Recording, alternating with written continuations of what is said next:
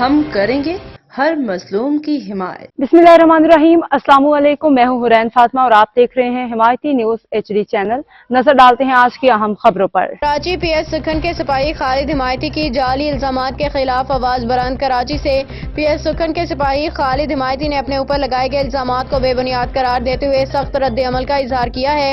खालिद हिमायती ने कहा कि कुछ अनासर झूठी खबरें फैला के उनकी साख को नुकसान पहुंचा रहे हैं।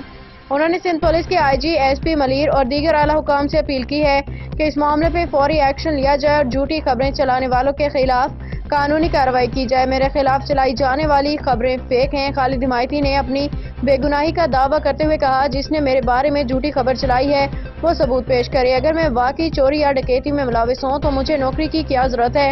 ये तमाम इल्जामात महज मेरी बदनामी की कोशिश है। उन्होंने खास तौर पे हकनवाज समरू नामी शख्स पे इल्जाम लगाया जो अपने आप को सहाफ़ी जाहिर करता है, मुबैना तौर पे झूठी खबरें फैला के पुलिस एहलकारों को ब्लैकमेल करता है। सहाफत की हुर्मत पे सवालिया निशान। खालिद हिमायती का कहना था कि सहाफत एक मुअज़्ज़ज़ पेशा है, लेकिन चंद घिनौने अनासर ने इसे बदनाम कर रखा है।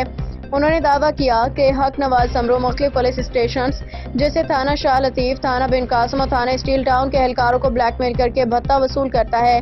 आला हुकाम से फौरी कार्रवाई की अपील। खालिद हिमायती ने IG सिंध, SSP मलीर और DIG रेंजर्स से अपील की है कि वो इस मामले की फौरी तहकीकात करें। हक नवाज समरू को हिरासत में लेके उसके खिलाफ सख्त कानूनी कार्रवाई करवाए। रिपोर्ट वकार भट्टी। ये मामला पुलिस और सहाफ़ियों के दरमियान ताल्लुकात पर संगीन सवालात उठाता है और हक़ाइक़ को वाज़ेह करने के लिए आला सतही तहकीकात का मुतकाज़ी है। अब तक के लिए इतना ही। मज़ीद खबरों और अपडेट्स के लिए देखते रहें हिमायती न्यूज HD चैनल।